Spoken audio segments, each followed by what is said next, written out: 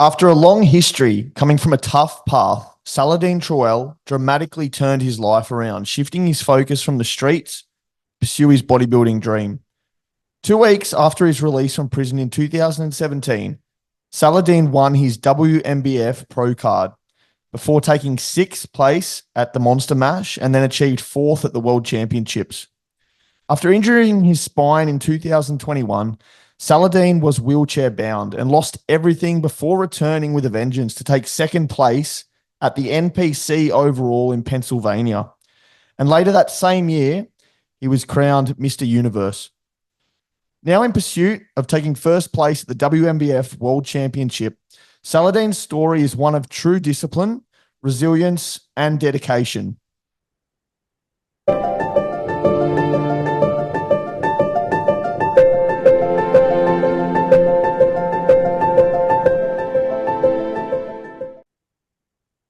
This podcast is brought to you by VPA Australia Supplements. If you'd like to save 10% off their range of products, you can use the link in our show notes or my discount code Hayden10 at checkout.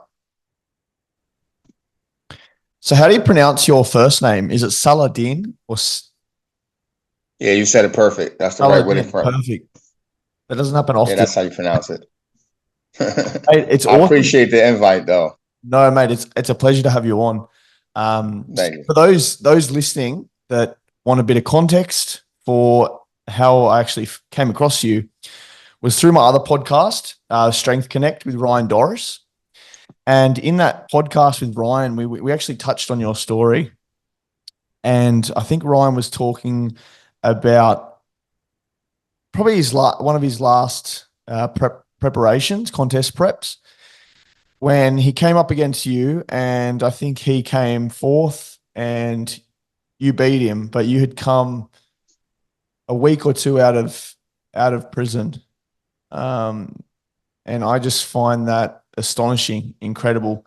There's so many things I want to unpack here, and you really epitomize the pillars of the NORMLESS podcast. So yeah, I could have got you on the Strength Connect, and I think we were just saying before we came on air, I'll get you on Strength Connect podcast with Ryan, and we'll talk more about the physiology of bodybuilding and your training techniques and that kind of thing. But I think today I really just want to unpack your story and some of the intricacies. Definitely. What it was like in prison, your story growing up, and also just how you got to stage conditioning in the confines of a prison, where I imagine a lot of the food would have just been dry cereal. Horrible. So, not much lean protein sources, a lot of carbohydrates. How did you quantify the intake of food you're putting into your body without a phone or, like MyFitnessPal to track calorie consumption? So before we get into all of that kind of stuff, Salahdin, what I want you to do is just take me back to your childhood, because I know you had a really volatile upbringing. At the age of 12, you were sentenced to quite a hefty prison sentence. So take us back early years in your life and what it was like growing up. It was definitely a circus. Yeah. The environment, people placing in things, not really having too many positive choices, being around the atmosphere that I was in, the peer pressure was definitely high, being that a lot of my acquaintances and family and things like that was into the streets and stuff like that. That lifestyle of me always seeing it drew me closer into thinking that wrong was right. So picking up these bad habits, I definitely learned a valuable lesson from it. I caught a crime at the age of 12 years old of gun violence, in my own neighborhood, in my own environment. And lucky I was a juvenile. I was sentenced to juvenile life. I went down to Jamesburg at that time and served that sentence. And it didn't change me. That kind of like inspired me due to the fact that I got bigger being incarcerated, and then, being looked up to as a threat off the crime that I already accumulated and stuff like that, and then coming home to the same exact environment, so it wasn't no change there. So the mindset didn't change, so I went right back into the same neighborhoods around the same people that I injured, which caused me to protect myself, thinking that, self-defense if somebody was gonna come back to me. And at that time I started selling drugs, picking up drugs because I'm seeing everybody else doing it. They got the clothes, they got the cars, they got the jewelry, they got the girls. That was a nice influence to me, because I wanted what other people wanted at the same time. So I'm just picking them things up and going back inside corrections, and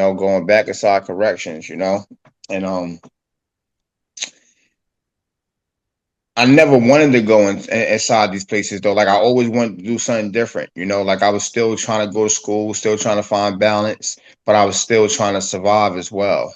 My I mother think and people, father, they was split up, so it's like I didn't like my mom boyfriend at the time. We never got along. We always fought. So that kept me out the house. That made me want to go back into the streets and go back inside the environment because my mother lived from a different area than when my father lived at. My father lived with all the drugs and all the gangs was. But my mother lived in an area where as though I wasn't getting along with who she was dating, and he was disrespectful to all the kids. So to avoid me damn near killing him, I had to leave the house and go somewhere else. I eventually got locked up from hurting him, because he had hurt my mother at a time that and right in front of me, and then I kind of like lost my sanity and I ended up going to jail off hurting him. That was at that case. We had moved to so upstate New Salahdin, York during that time. And talk my us through that. Talk us through that actual moment in time because I understand you're only 10 years old. It was about 10 to 12 years old. yeah, yeah, 10 years for attempted murder. yeah, that attempted murder charge. Yeah, it was a guy in my house. I woke up. It was a fight that happened the night before. I got into a fight with a guy. We fought. I was young as hell, but I was a boxer then. So I ended up beating this older guy. I'm young. This guy like maybe 6, 7 years older than me. I ended up beating him in a fight. I woke up the next day. In my projects, everybody know everybody. So you go inside people's homes and people inviting you because it's like we all one family. So it's like friends fighting friends.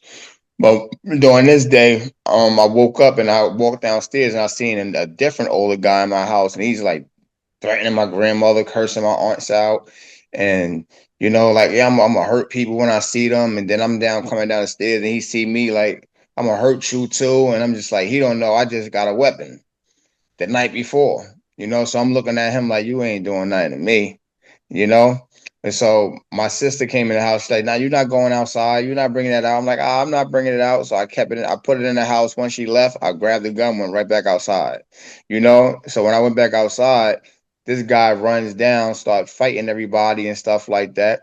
And then things kind of like took in place. Things took place. It was a quick reaction. Being a child, not knowing any better. You feel me? But at the time I knew exactly what I was doing. You feel what I'm saying? Because of the environment I was in, and I didn't regret that situation because in that situation it was like a life and death situation. I seen somebody else reaching in their pocket and it was either I wait for them to hurt me or me react fast, and it was just fast thinking, and to get up out of there, But during that time, the cops had an SOS on me, which was a shoot on sight. I was known for being armed and dangerous, so I went on a run. But then after a while, I was like, you know what, I can't do this. I can't die on these streets. I mean, from a police officer. So I ended up turning myself in on that case. They never got a weapon for that case though, but I ended up copping out, to a reckless endangerment charge. That still served that sentence. So you handed yourself in basically to avoid getting shot by Yeah, whoever it absolutely. was. Yeah. Man, that's tough. And so my father, he grew up in a family of 12 kids. And I think frankly a lot of them have issues now, whether it be psychologically or just interactions between each other and their relationships. Yeah. Do you think that the fact that you grew up in such a large family and you had that divorce between your mother and father at the time, and you had such hatred for your mother's boyfriend at the time, do you think that was a large part of what forced you into crime? I guess in Um, those early years. um,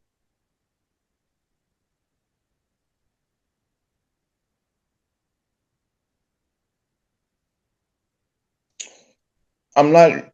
It could be because before the shooting charge, I had got locked up for my mother boyfriend, upstate New York. That was my first charge. I Okay. had got locked up for assault on him, Yeah. and then when I came from there, upstate New York, I got locked up for the shooting like 5 months after being back in the state of New Jersey.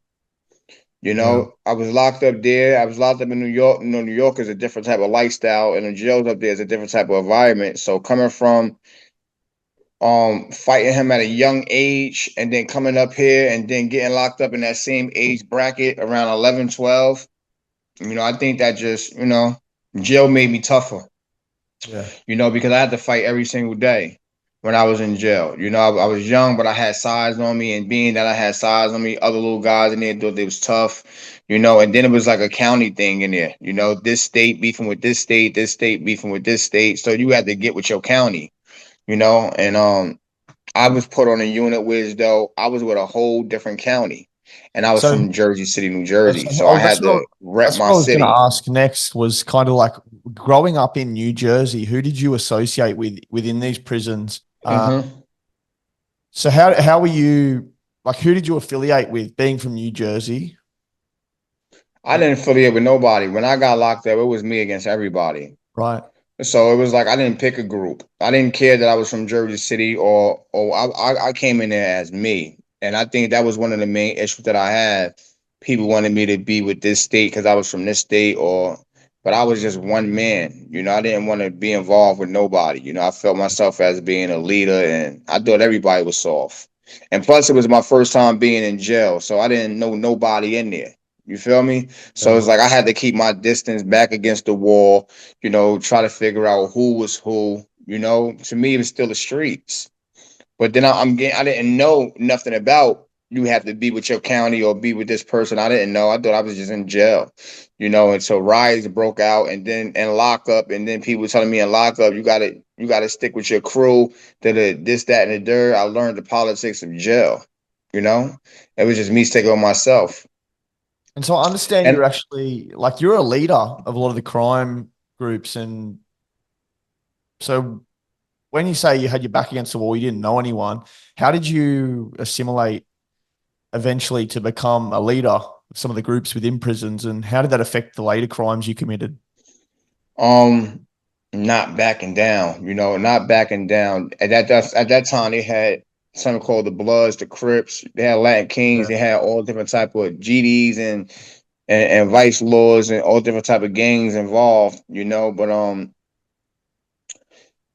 this particular group, the Bloods at the time, this particular group, they was like running the jail. They had all the drugs. You feel me? They had money in the jail. The COs was respecting them, and it was at that time, and I was just like, it's like I kind of bullied myself in. I just started saying, man, fuck that, I'm blood, without even getting involved with their group. I just like, man, I'm blood, and that's something that you just can't do. You Yeah. feel me? But I'm just like, nah, I like that. I like how they move, and I'm blood. And then I got with one guy who was like from like California or something like that, and I started talking to him, and we kind of like networked and started talking, and he started like plugging me into people at a young age, and then he just like, man, fuck that, man. This is what it is, man. This is what we doing. You feel me? Like, I like how you moving, I like how you holding your head. Da da da. Take this with you when you go home. You feel what I'm saying? And do your own thing out here. You feel me? And I was like, damn, that's real. And I didn't know nothing about it. I thought it was just something that I could do, And but when I came home, people was like, man, how you get involved in that? And I started meeting with different people when I came home that was already involved. Like I was like one of the first youngest gangbangers that was in the state of New Jersey. Yeah. So when I came home, everybody was just like, yo, how the hell, is Sal involved in this, that, and the dirt, and it was still on some leadership. I came home to being a high ranking individual. You We know, also, because you're conscious the Bloods were running the prisons at that time. Were you conscious of kind of associating with them to avoid, being beaten or nah, because at the end of the day, it was the power and control they had was it wasn't no oppression. You right? know, like you couldn't steal. You couldn't just get into fights if you wanted to get into fights. It was a lot of organization. It was a positive movement. Things we was talking about was all positive things. With Black History Month, our fallen fathers, and you know, the things we supposed to be doing within our community, setting up food drives and food banks and Salvation Armies and stuff like that, giving back to our communities and help the elders and stuff like that. That's what it was all about, and that's what they was doing on the unit. We was controlling the unit, basically I was in charge of my unit, and we was just making sure everything ran according to how it was supposed to go down. No D's coming on the unit. If a D come on the unit, yeah, you're getting thrown off or you're getting fucked up. Yeah. That's just how it is. We wanted our unit peaceful. We didn't want to get locked down. You know, these young kids that's involved in it now, they the one that made it a violent gang. They made it a violent situation. To where as though everybody looks at it as a negative. They hear about gangs, they think, oh, that's negative, it's negative, negative, not knowing the background of what it really supposed to be for. Yeah. You know. And so after affiliating with the Bloods and making some connections in prison, I understand you actually came out of prison and then you were convicted to some more serious charges, such as kidnapping, burglary. You got between 5 to 20 years for a number of these different sentences and ended up serving around 20 years prison time. Talk us through, I guess, the release after your conviction on attempted murder and going back into prison. Where were you at in this kind of Oh, state? after the release of that long extension, The I got locked up in Camden, New Jersey for organized crime, gang criminality, and conspiracy to a murder. I was locked up for conspiracy to a murder, organized crime, gang criminality, and drug charges. They raided one of my houses and they found weapons in my house. And on one of them guns, it was I guess a murder that took place on one of them guns. Yeah. Now I had no knowledge of that. I had no knowledge of, the weapons that was in my house. I'm dealing with a group of people, so I don't know who got what, who moving what. It was about 4 or 5 guys in the house at that time, but it was in a Crip neighborhood, and I didn't know outside the house they had wrote on my wall.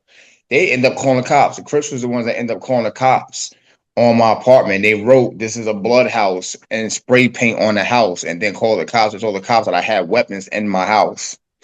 So when they ended up raiding, they found weapons in the house. I had got incarcerated. The mother of my child, I had a child at this time, so the mother of my child got locked up. Her brothers got locked up, and a few other guys got locked up. I ended up sitting in Camden County for over maybe 9 months to 18 months, and the mother of my child sat there even longer than me.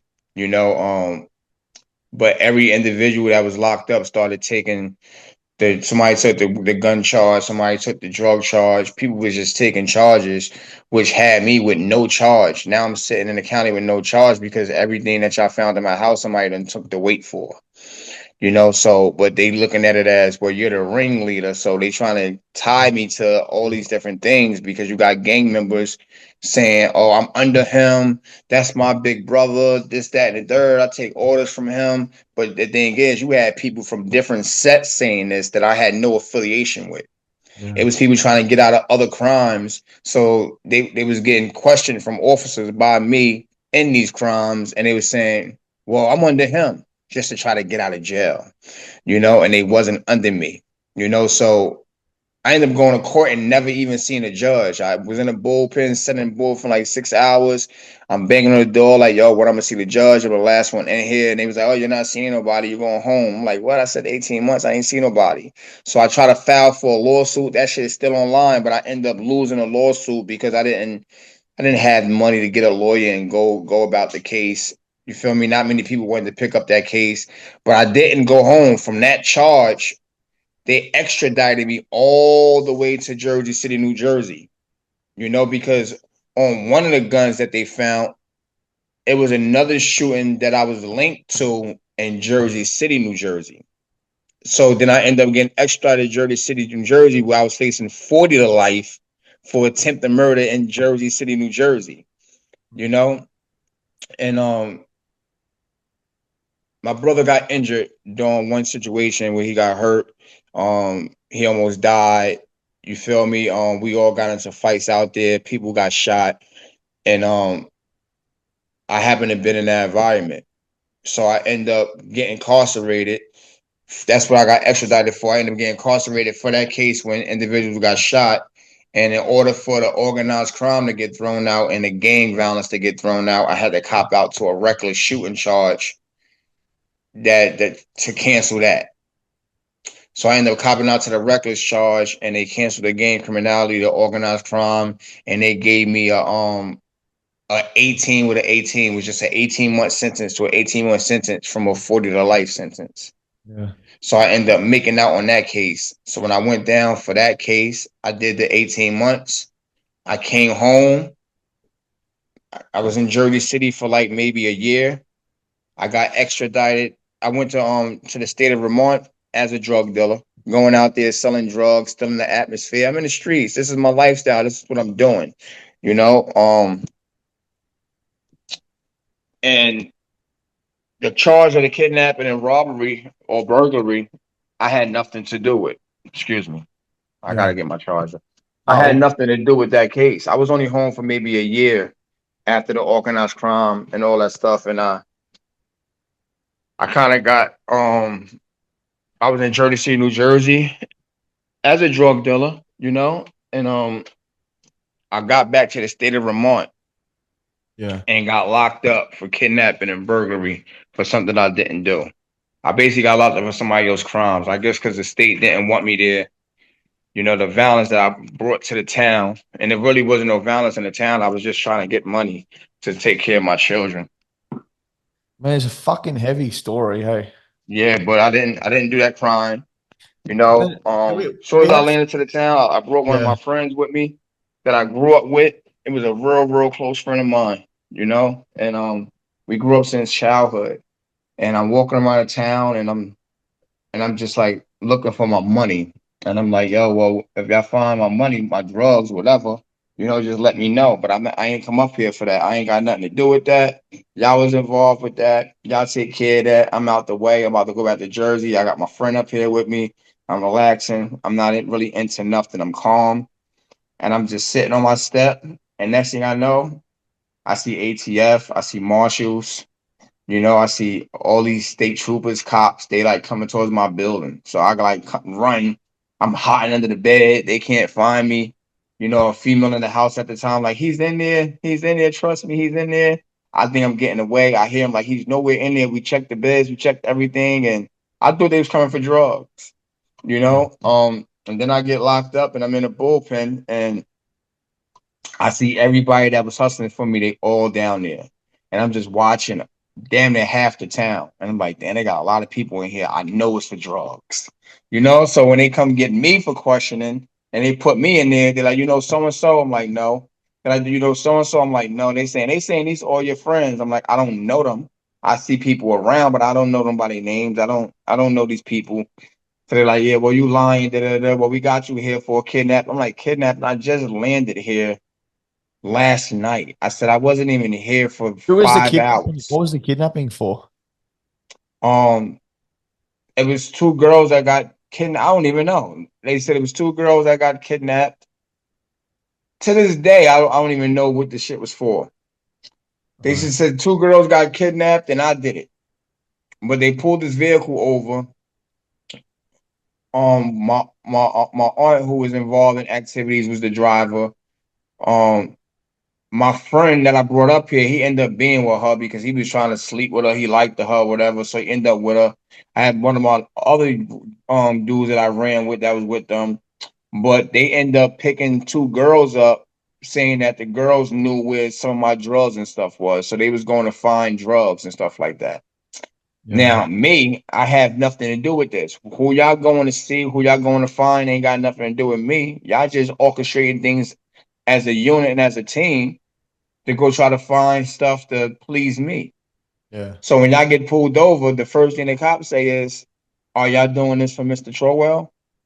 So in order for people to get out, it's like, yeah, we doing this for him. Because they just went into the home invasion that people call the cops on. That's why the car got pulled over, because somebody called and said they ran in my house, home invasion. They pulled the car over. Some of them had drugs on them. So in order to not get searched and find drugs on them, they going off the cops saying, "Where's Mr. Trowell?"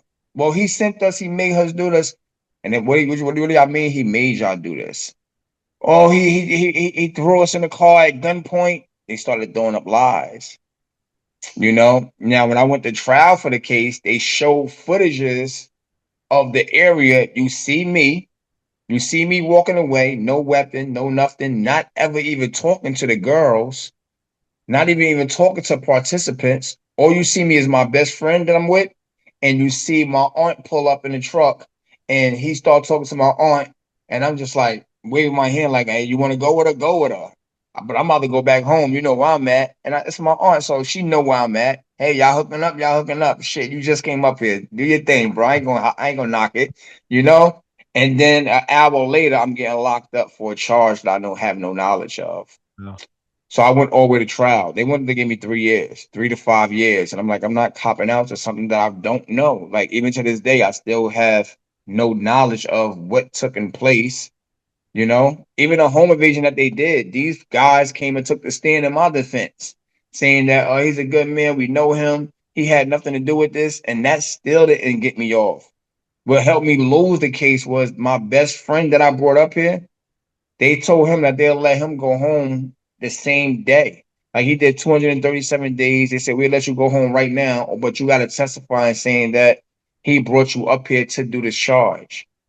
And that's what found me guilty. There's been some pretty controversial shootings by police in the Yeah. States. George Floyd is one of the recent ones that comes to mind. Attitude that you have when you're in that lifestyle. When you're Yeah. in that lifestyle, you walk around with a tip on your shoulder. You look damn near sneaky, right? You look like you into something. You're moving around all types of night. There's really no curfew for you. You really have no respect for authority. The way you talk to them is different. Versus me now, I have officers of the law that follow me. I have officers of the law that I train as clients. So I look at everybody as a human. Yeah. I have respect for authority now. You know, in my old fashion of lifestyle, I didn't have respect for authority, but it's because of what I was into. And plus the code of the streets. You live by the code of the streets. Stay away from the police. What are you talking to the police for? The streets teaches you rules that life on life terms, them rules is full of shit. Because living on my life on life terms now, I say hello to an officer. I greet an officer. I sometimes I be at the red light, and if they working out there, I roll my window down and say, "Be safe in traffic." The principles and values I live by now, I didn't have these principles and values in the streets. I didn't care for nothing when I was in the streets. It was just me against the world. And I didn't like cops because I didn't want to get caught for the things that I've done. But now living the life that I live now, I don't commit myself to crimes. I don't engage in crimes. I don't engage in anything negative. I stay away from people, places, and things. So me pulling up to a cop or a cop coming to the store, I don't have to watch my back or worry about if they watching me because I'm living civilized. When you're not living civilized and you engaging in different things, you're gonna feel like you're being watched because you're doing things that you know you shouldn't be doing. Sure. Yeah. And you've been shot in the head twice and stabbed 7 times. See, we had Simon Finneck on the podcast, and I think he had some similar circumstances, stabbed 3 times, various drug dealings. This is intense, like the story and the journey you've been through to get to where you are, where you've been able to reform and change your life. Yeah, firstly, talk us through those stabbings and shootings, and then I want to sort of get into, I guess, the bodybuilding and where that's played a role in transforming your life, really. The stabbing. Yeah, I had just left my sister's house. My sister had gave me a call back saying that people was trying to kick in her door. I had just jumped in the truck and pulled off, and I was like, "What?" So I was like, "This is crazy." So I bust a U-turn. Now my sister, she with this Jamaican guy. Now I had his truck at the time, and so when I came to Jersey, he gave me the truck so I can move around, so I ain't walking. You know, 'cause I'm still in the lifestyle, but I ain't want to walk in the street. So I'm like, man, I gotta get me a vehicle real fast. I don't got my car. Left my car at the state. Unless Yeah. somebody else use it, I need a car real fast because I took a train home. Hey, like, yo, take one of my trucks. So I jump in the truck, but I look in the truck, he got this long ass machete knife in there. So I'm like, damn, this shit long as hell. You know, so I'm like, all right, you know, it's a weapon. Like, it's a weapon. So I make the U-turn, I pull up on a block, I see tons of people out there. So as soon as I get out, I knock somebody out from the rip. Boom, knock them out. So now I hit somebody else. Boom. So my thing is, my sister called me. I know the type of person I am. I don't have to ask what happened when I pull up. I was never that individual to pull up when one of my relatives called me and say it was a problem. I don't want to pull up and ask what's the problem. You told me the problem on the phone. So when I come up, my thing was I'm pulling up, I'm handling the problem, and I'm leaving. So that was always my way of doing things. I don't want to ask what happened. Tell me what happened after I do what I gotta do. Because if you call my phone, you calling me for a reason. So when she called me and told me that, I pulled up. Everybody that was in front of my sister's door, I just started knocking people out, just hitting them. People backing up. I'm knocking them out. So now I got this machete in me. I ran to the truck, got this machete. Some dude that I know talking to me. Like, yo, Sal, calm down. Let me explain to you. I'm like, man, what the fuck y'all trying to run in my sister's house for? Da-da-da. Y'all trying to jump my sister. What's going on? Da-da-da. So now I hear my sister screaming, coming outside now. Now, as I don't know at the time, she's screaming, saying, Sal, watch your back. My thing is, I'm so mad that she called me and I done hurt a few people already. My thing is my adrenaline rush. So now it's like all I hear is loud noise. Everybody screaming. So when Yeah. I hear my sister, I don't think she's screaming at me.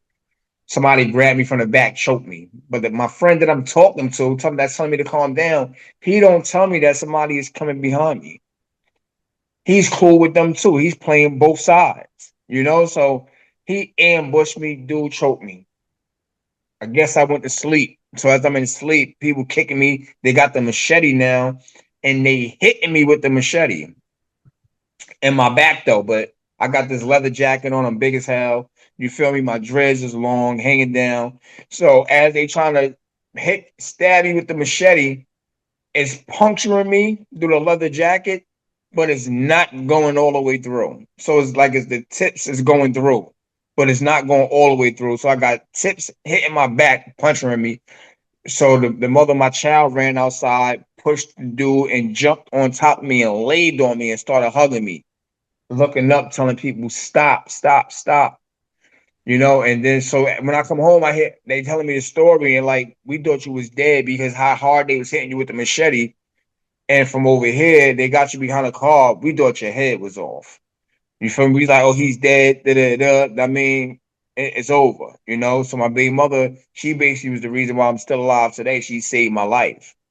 So I went into the hospital, signed myself out, came out, went to the same area. You know, walking around, you know, I'm involved in gangs now. So I'm walking around with 30 different dudes with guns. And I'm knocking on people's doors of everybody that people is telling me such and such got something to do with it. So I'm knocking on doors with 30 people. I heard you had something to do with it. I ain't got nothing to do with it. I heard you had something. I'm terrorizing the whole neighborhood. And I eventually end up being one of the number one dudes on that block because of my aggression that I brought after being stabbed. I came right back. I set up weights out there, start working out there. People like this fucking dude is crazy. You know, I'm smoking angel dust at the time. So I'm smoking angel dust. I'm keeping a gun on me. And we terrorizing people around this neighborhood ever since I got stabbed. But now I'm like, all right, since I got stabbed, this is my block. Y'all hurt Yeah. me on this block. All right, this is my block now. You know, so I started selling drugs on the block now. I started selling drugs that wasn't even allowed on that block. I started selling drugs on that block just to say, all right, y'all hurt me. I'm doing whatever I want. you know. So I got stabbed, and I lived to tell that story. You know, The it was a shootings. month. It was like a month after that I got shot. Yeah. So when you got shot, was that the same occurrence Now, or? when I got shot, I don't even think that had anything to do with me. I walked beside the chicken shack like 2 in the morning, 3 in the morning, and so girls was in there, but it was a bunch of guys in there. They had on all black, and but I mind you, I was selling drugs in everybody's neighborhood, something that's not allowed to do. But I felt like I could do whatever I want, you know, at the time because how I was living. And it was like, "Ain't you Sal from downtown?" Because I'm in Midtown. You got downtown, Midtown, and then you got uptown. So I'm in Midtown, and I'm like, "What?" I'm like, "You know what?" I'm like, "Cancel them chicken wings, man. I don't want them chicken wings because I don't even know the girls that's asking me, do they know me?" So I see guys getting jealous. They pushing them off, you know, because I'm a known guy from getting money in Jersey City and I'm looking flashy, you know, moving from out of state. And I'm like, "Man, I'm out of here." So I leave the chicken shack. I turn the corner. I asked somebody for a cigarette. Like, "Hey, yo, you got a cigarette?" And gave me a cigarette. I seen some guy I knew. He was drinking. I drunk at the time. I'm like, "Yo, let me get a shot." He was like, "Ah, you got a cup?" I'm like, "Nah." He's like, "I got a cup for you." Got a cup out the store. As he pouring me the cup, I see a guy walk past me with all black on, but I don't pay attention to him. So I see it, and right when I go to sip the cup, I see somebody pointing. The shots go off. Boom! One hit me in my head, and I hit the rail. Boom! And as I get up and turn my head, the other one hit me in the head and grazed my head. So I start running, and then shots start going off. Like maybe 30 something shots at me. So I run to the corner, but my brother in the Fed, so I'm hearing him in my head like, "Yo, be home when I get home. Stay out of trouble. Stay off the streets." So I'm just having a flashback of just like being shot and like everything. My brother like my mentor. So I'm just hearing things. But my car is parked where I got shot at. So I end up turning around, knowing my sister lives right around the corner. I turns around, runs back to my car, right on the same area where I got shot at with these guns going off, insanity mindset, and I hear somebody yell out, "Yo, S. Rue." My name was S. Rue at the time. "Yo, S. Rue, you all right? Yo, Sal, you all right?" I'm like, in my head, I'm like, "Who the fuck know that I'm out here 3 o'clock in the morning?" Getting And chicken. to this day, my mind was somebody set me up. Yeah. I mean, or somebody that I know that got me shot because how I'm living, jealousy or something. Accusations, I don't know. And then I jumped in my car. So when I hit the corner, it was a cop there. I kept going. He backed and called for backup. I got 30 cop cars chasing me. Mind you, it's damn near one way. God must have been with me because every car moved out of my way on this tight ass Jersey City street, and I'm doing 100 miles per hour. And then they put out roadblocks, bust the tire, and I get out. I'm shot. I'm shot. They get the fuck on the floor. I'm shot. I'm shot. I'm holding my head. And the other one, I had my baby mother on the phone because I'm telling her I'm shot. We just got into an argument. Lucky she picked up the damn phone, you know? So she's running down to me because I'm like 2 blocks from my house. I skipped every hospital because I'm like, I'm gonna die. I want to die around my loved ones. I mean, I don't want to die in the hospital and they don't get the chance to see me. They make it to the hospital, they find I'm dead. If I'm gonna go, let me at least see my loved ones. So she ran down to me. She's screaming, she crying. They call an ambulance. I'm on a gang block, so the cops are just letting me die. You know, I had a bad my last name was like a bad reputation at the time. They're like, "Oh, that's him." I hear that's him. Let him die. This is what the cops saying. Let him die. You heard You him know, say yeah, that. he's a menace to society. Let him die. So the neighborhood is wilding though, because they know who I am. So they got the ambulance out there. Went to the hospital. My son was born the same day, October 22nd. My son was born the same day I got shot. Fuck. From her running, the baby dropped. So my son was born premature at 7 months. So while I'm upstairs in ICU being checked on, The my baby. son is downstairs Fuck. and my baby mother is having a delivery. They waiting for her to push out. So when my sister and my mother and everybody in the hospital and they got me wrapped up in bandages, beep, beep. I'm like, roll me the fuck out of here. My son being born. Roll me to the downstairs. My mother like, you can't do that. Doctor said, sorry, you can't do that. Da, da, da. You got shot last night. Da, da, da. I'm like, if I could see y'all, I'm okay. So as soon as they left out the room, my twin sister, she like my twin. I'm like, take these fucking wires off me and roll me to my son. So she did what I told her. She took it off, rolled me downstairs. I was there for my son to be born. They picked me up, held me up. I cut the umbilical cord, and then I kind of like passed out. I guess the alarm went off in the hospital. Like I was escaped. I was supposed to be out of my room. They came in the room, got me, rolled me right back upstairs to my room. Jesus. Yeah, my son was That's born. a So I story celebrate my life and my son's life every time his birthday come up. every day, I no doubt. Fuck, that's And heavy. then after that, I still ain't changed my life. I still was in the streets. It wasn't to that last case with the kidnapping thing that I changed my life. Wow. And so the second part to my question was, how's bodybuilding transform your life? So when did you actually start getting into competitive natural bodybuilding? And how's that kind of military It mindset was a changed you as a person? Going, it was always a difference with me. Even when I was in the streets, I always worked out. yeah, I always was the big guy or somebody that was in shape when I was dealing with gangs and anything. Everybody that was in a gang, I used to make them work out too. yeah, If they was running with me, you had to work out. You couldn't even be around me. You couldn't be soft. You had to be hard. So you come around me, you got to do at least 40 sets. People hated to come around me. I'm not going to visit him, man. He gonna make us work out. So it's like people didn't want to come visit me because I was so militant at the time. yeah. Um, but I did my first show. I lived in Hawaii when I was dating a woman at the time, and I did my first show NPC in Hawaii when I was still into crimes.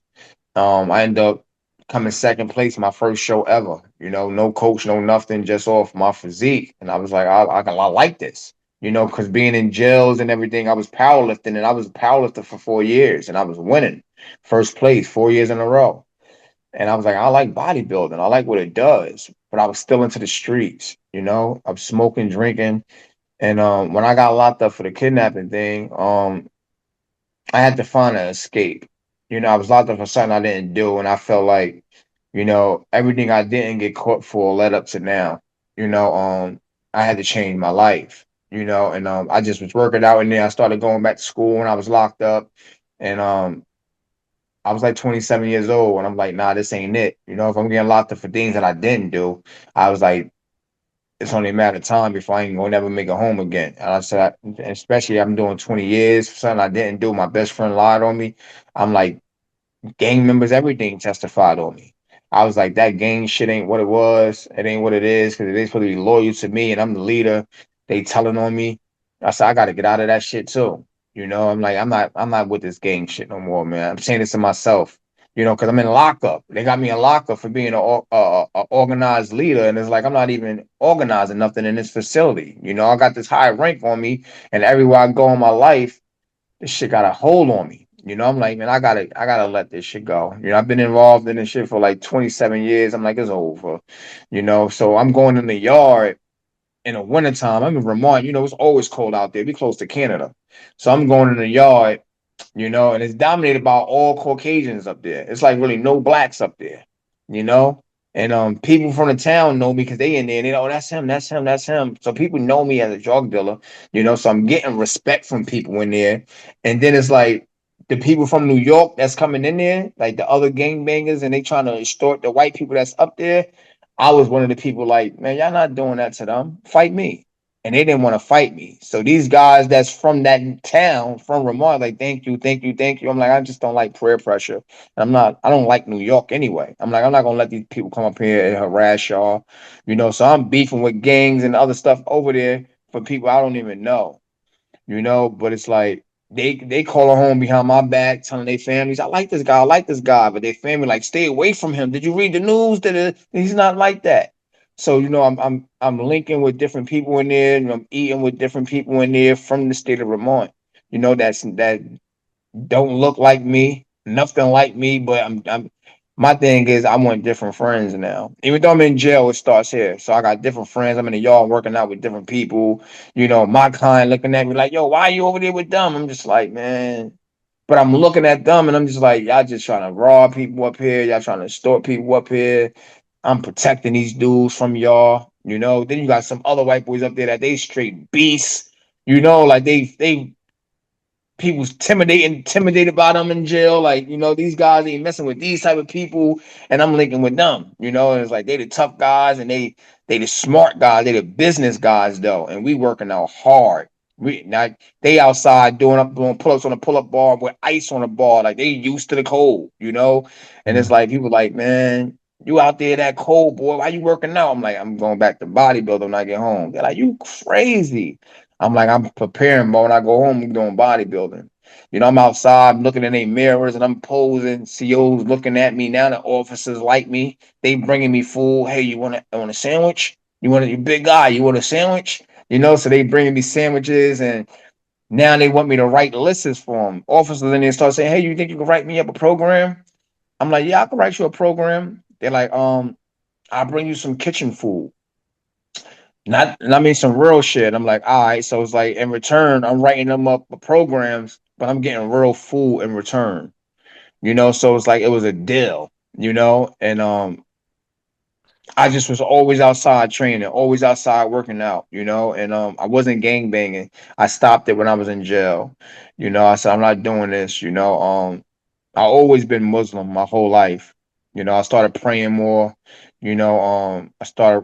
I started writing things down more, how I felt and things like that. And I just humbled myself, man. But I really started just training real, real hard. Doing lunges throughout the whole yard. Insanity. I just would work out all day to ease from what I was going through. It was hard times. Girl left me in jail. So many people left me in jail. I lost everything while I was in there during that time, and I had a long sentence. I mean, so I felt like working out saved me. Every time I get mad, I'm working out 7 days a week. People like, yo, you don't take a rest day? I'm like, I can't afford to. I will get angry if I'm not working out. I'm like, I gotta work out because if I don't, I'm gonna think about what I'm going through, and I don't want to think about it. So I gotta work out and sleep and eat to pass my time. I think that story resonates with a lot of people, like bodybuilding as a form of escapism from trauma, pain, whatever they're going through. And I think that probably a lot of people will relate to that. I guess in the sense that you've gone to prison and spent years and years of your life behind bars. Not many people will be able to empathize with that, having been through that experience. But I think when you lay out exactly how you got to stage conditioning for a bodybuilding contest in 2017, which I think was when you were released, Ryan Doris, as I said at the start of the podcast, was the one that gave us a bit of a prelude to your story with the Strength Connect podcast. But what you said a few things there that I want to touch on, which was your relationships you established with the guards, where you were writing them programs, and in exchange, they were providing you with food. Now, being in a privatized prison, which a lot of the prisons are in the States, I think we have one here in Parkley Prison, Western Sydney. These prisons are notorious for prisoners being able to bring drugs and technology like mobile phones and weaponry into the prisons. So my question for you is, when you established the relationships with the guards, was this how you were able to get more nutritious meal options like lean protein sources, vegetables, to enable you to actually lean enough for the stage? And then the other question is, I guess with the drugs and weaponry that was coming into the prison at the time, did that enable you to get access to a mobile phone or any technology or anything where you could actually document your training, Nah, it was crazy though because the guards would just bring me sometimes street food, but sometimes extra good food that we couldn't get that was served in the kitchen. I mean, so if they got kitchen food, they got line food that just strictly for the guards. They cook different food for the guards. right? So they would bring me that food just because of how I ran the unit. I was the leader of the unit. They knew it. They liked structure because they ain't got to do much work, you know. So What and type of basically, I food wasn't was it locking though? in my cell. I was the one that cleaned the unit. I mean, so it's like I get special things, or whoever else work with me, we get special things for cleaning up the unit. You know, every night we getting 2, 3 trays.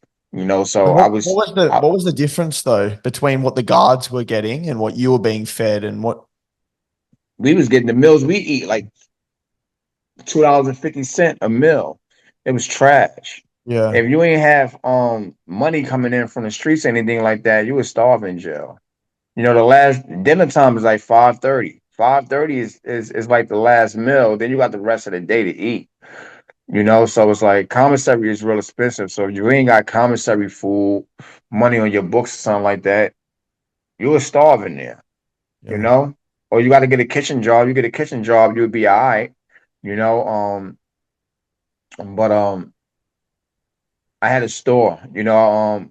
I opened up a store where as though I started selling my food for double back. So if I give you a soup, I want two or three back. You know, so I kept doubling my food. So I always had more food than the average person in the jail. You know, I think that's the best person for anybody in jail to try to set a store up and start selling your items to make more money off of that. You know, I stayed away from the drugs. I said I wanted to change my life when I came home. If I was going to sell drugs in prison, then I was going to basically sell drugs when I came home. So the drugs and everything that came on, or the people that was dealing with it, I didn't deal with them. Whether I knew you from the streets or not, I just didn't deal with you. I didn't want to get caught up in your shit, you know. And it was kind of crazy though, because every time something to come in, people will come up to me and be like, "Yo, such and such got this," and you know, you could get it. You know, they know you, and I'm like, I'm not dealing with that, though. Like, don't even approach me with that. Like, get out my face with that shit. You know, and then phones, they had phones. Like, they used to raid, and I never wanted a phone. They're like, you don't want a phone? So people used to look at me different. Like, I think he told, man. We try to give him a phone here and one. I think, and it was like I didn't give a fuck what people thought about me. I didn't care about that. Y'all wasn't doing nothing to me. Y'all couldn't beat me. Y'all could say whatever y'all want. I hear little sneaky things, but it was Yeah. like I don't care about none of that shit. You know, until people realize now he really just a stand-up guy. You know, he just loyal to who he is as an individual. He just stay out of people's business. You know, my thing was just stay. That's the rule. If you stay out of people's business in jail, 9 out of 10, it'd be easier for you to get through it.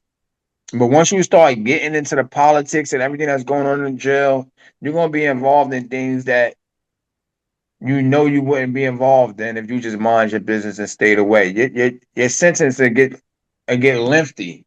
Like you could get into other crimes and stuff like that, just being involved in other things. I mean, that mindset had to change. Like I had to reprogram myself. My thing was eating, working out, you feel me, and just networking in there because I knew I was in Vermont, you know, and I didn't know people. I'm out of town. I just wanted to network and try to establish something, you know, for when I get home, you know. And it was a good thing that I looked out for the people that I did when I was in jail. Because once I came home, all the people that was soft in jail, those was the people that owned the businesses in Vermont. Their families was rich, and a lot of my good friends was people that I met in jail that you would think was a nobody, and then you met them on the streets, and they was somebody in position that could put you in position, which actually helped me when I came to Vermont because I was allowed in a lot of homes that people that looked at me differently, but then they looked at me in a certain way because of what I did for their son when he was in jail.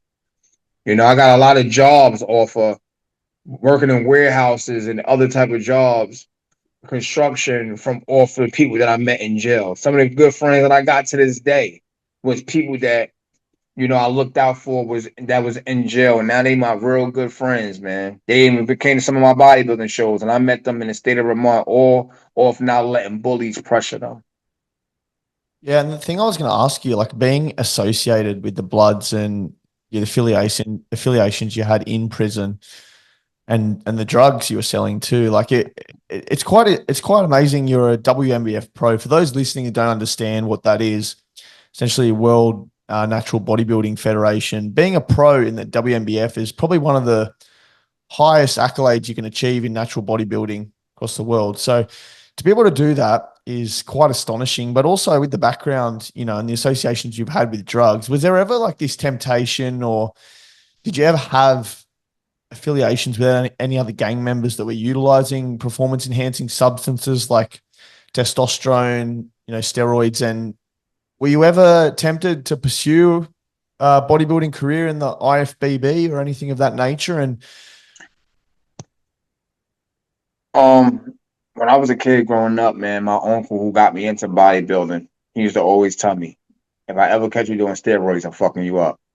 And he's always say, you don't need none of that, man. If you eat good, take care of your body, you're gonna get as big as you want. All you gotta do is eat, man. Eat a lot of food, eat yeah, your veggies, and growing up, I took heed to that. So regardless of what I was going through in my life, I always had that in the back of my mind when I was working out. And I met a lot of guys that was taking these type of things, and sometimes people get mad at me because they don't believe I'm natural. Hey guy, you want to work out? Y'all can help you win this show. I'm like, I don't need no help. I never had a coach, I never had a trainer. I said, it's a lifestyle for me. That I just love doing what I'm doing. And man, you gotta be taking something, man. I'm not taking nothing. One guy wanted me to take a diuretic when I was getting ready for my Pennsylvania show. And I'm like, what the hell is the diuretic? Like I'm like, I don't even, and this was like 3 years ago. I'm like, a diuretic. yeah, Cause I don't be into the steroids that is like, I don't know none of the names that people be bringing up. All I know is how to work out, how to lift some heavy ass weights, how to lift some light weights from watching, Frank Zane and, all these old school bodybuilders and stuff like that. And it's like, I watch it so much that it's like I lock in. Like I watch how they train, or I watch Arnold, or Lou Ferrigno and Ronnie Coleman, and I watch Flex Willer, all these different athletes that I pay attention to, and it's like, no, I like that. I'm going to the gym. I'm gonna use that technique. I like that. I'm gonna use that technique. I'm gonna make up some shit. And I'm going off their workout techniques, not off what I can use to get big. You utilized, yeah, know? yeah. And so take us back now in prison, 2017, before your release, 2 weeks out from that show where I think you won, or you beat, Yeah, I want. No, you yeah, I beat know. I Ryan won the whole Doris. show. Yeah, so you won the whole show coming out of prison, 2 weeks out of prison. For a lot of people listening to this, potentially followed my bodybuilding prep this year, and I did like the longest contest prep I've ever done, 30 plus weeks, right? Very slow, regular refeeds. If you think about the context of doing like, say, a 20, 30 week prep in prison, talk us through the actual journey and the process you went through in order to gradually reduce your calories you're consuming or increasing your energy expenditure, writing the volumes of your training that you were doing or periodization of your training programs in prison. No doubt you had a lot of time on your hands, obviously, but how did you actually coordinate that whole process, that whole journey? Um, Genetically, I was always in shape. Yeah. It's partially genetics, but definitely a lot of work. I wasn't even gonna do that show. I came home, I had a bracelet on, a jailhouse bracelet, and the show happened. It landed in the town, and one of my relatives had called me. He was like, "Yo, you seen that shit they got on the billboard downtown?" I'm like, "What's that?" I was in a halfway house. He was like, they got a bodybuilding show out here, yo. That shit never in life been in Green Mountain." I'm like, "Word? What you telling me for?" He was like, "Sal, you a bodybuilder?" I said, "Man, I got a bracelet on, man." I'm like, I ain't doing that." He was like, "Yo, think about it like this, Cuddy." He was like, what happens if they do the show? You go watch the show, you in the crowd, you looking at everybody like, man, I could beat all them guys. He said, how would that make you feel? I was like, crazy. He's like, exactly. He said, now imagine you get on stage with that bracelet on. That's more reason for the judge to look at you, because it's like, who the hell is this guy with a bracelet on? He said, don't let that stop you from being what you want to be. Why wait to get off the bracelet when you could do the same thing on the bracelet? You still bodybuilding, right? I'm like, yeah, word. I started getting emotional. Tears start coming in my eyes. He was like, that's what you want to do, right? I'm like, yeah. He's like, all right, well, pray to whatever God you pray to. He said, pray and think about it, man. He was like, I think you should do that show. He's like, and plus, they don't like you in this town. It's a bodybuilding show in this town. You win that show, they'll love you in this town. And I was like, yeah, he was like, yeah, you'd be a bodybuilder in their town. They'd be bodybuilding up here. This is what these white people do. They love bodybuilding, working out, stuff. He's like, you do it. You just came home. You changed the narrator for how they look at you. Because they all gonna be at that show. He said, this your chance to change your life and have people look at you different. I was like, I'm gonna think on that. He's like, I love you, man. Welcome home. So when the phone hung up, I'm in this halfway house. And I'm just like, they got us the pantry down there with as much food as you want to eat as possible. With your own food, but then they got the freezers, everything, all the chicken, all the steak, anything you want is in this pantry. Pastas. So I go down and eat, and I'm just looking, and I'm just like, nah, fuck that, man. I'm gonna do this show. You feel me? Because the guy that worked at the gym, the supervisor, BJ, it was a gym at the halfway house downstairs, but the gym was only for him. But I was like, man, fuck that. I went downstairs, I started working out. He came down and he's like, hey, people not supposed to use this gym. I'm like, man, I'm working out, man. I gotta use this gym, man. They said you the only one that use it, man. I gotta hit this. He's like, no problem, man. You can use it, man. You look like you serious about it. Go ahead and use it. I was like, all right. He's like, maybe we'll work out one day. I said, hey, maybe. You feel me? So I'm down there, I'm working out, and then I was like, you know what? I looked up how to register for the show, and I just registered. But then I'm still watching YouTube, and then I'm like, I looked up how do people die for bodybuilding shows? So I looked it up, and it was like, most likely people cut their carbs, and they up their protein and stuff like that, and they carb low and up their fats about maybe 3 weeks for the show. And I was like, that's what I'm doing. You feel me? And I only had like maybe 3 weeks to the show. So I registered for the show, no carbs. I took all the carbs out. I'm using this gym. I'm working out. You feel me? And they ain't really have a squat rack down there. So it's like I'm doing body squats. You feel me? So it's like I'm ripping myself up crazy. And then I had no poser routine, but I remember the first poser routine I ever did for my first ever bodybuilding show in Hawaii. I said I'm gonna use this for my routine, and I had a young kid that I was interested in. He did music, and I was like, "Yo, can you put together a song for me?" He said, "I can do my song." He said, "Yo, can I play mine? Because we can advertise each other. You play my music on stage, you pose to it, and they get to know me, and you do your show." I said, "That sounds perfect." So he did some music for me, 60-second clip.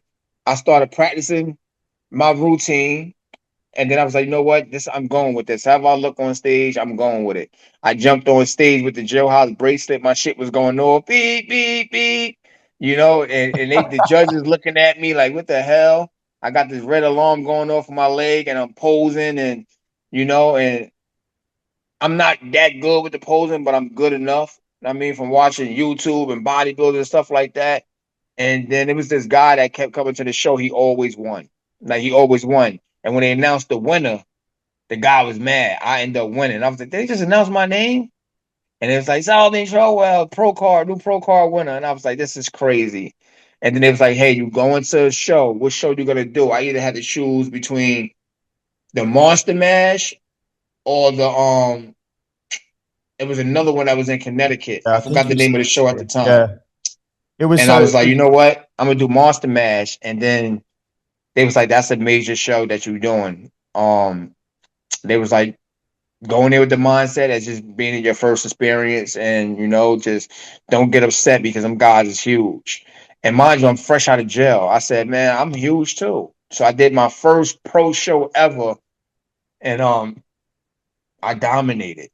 You feel what I'm saying? I worked the guys back there. They was like, yo, they bringing us back out because of you. Your condition is crazy. I didn't have that big of legs, though. These guys had legs and stuff like that. My legs weren't that big. I'm fresh out of jail, so that I ain't got the things that I need, but I'm beating these guys. And I always told myself, like, if I'm on the streets and I got the tools needed, it's going to be hard for anybody to beat me because I feel like I can't be beat. All I need to do is have access to things that I need.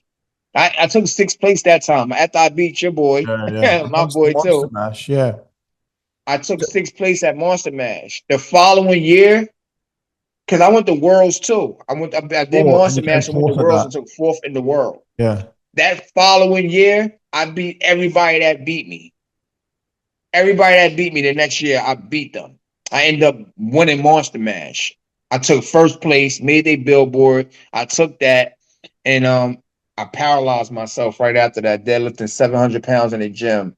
And they told me I'd never ever be able to work out again. I didn't believe that testimony. I believe that the power of the God that I believe in could overcome anything for me. And So what did you do? You snapped your spine. yeah, 2 herniated discs Was removed. that under a squat? That was like a 300. No, I was supposed to be leg day. I ended up doing back that day. I was doing deadlifts, and I was so strong, and a lot of my strength came from the anger and frustration I was So dealing what's with. 700, And 700 pounds, about 350 kilos or just under that. So yeah, were you it doing was rack I pulls injured myself doing on the floor? 675 pounds. I was weighing in at like 160 at that time. And 160 pounds, right? So like 80 kilos. You were doing, yeah, right. Fuck. yeah, I Pounds. was 160 pounds, and I it was right after work. I did a 12-hour shift, and I got up to 650. I felt good, That's and 306 kilos. And yeah. you're pulling that from the floor. So it wasn't like a mid-shin rack pull or anything. No, no, no. I was Oh, pulling that that's from the floor.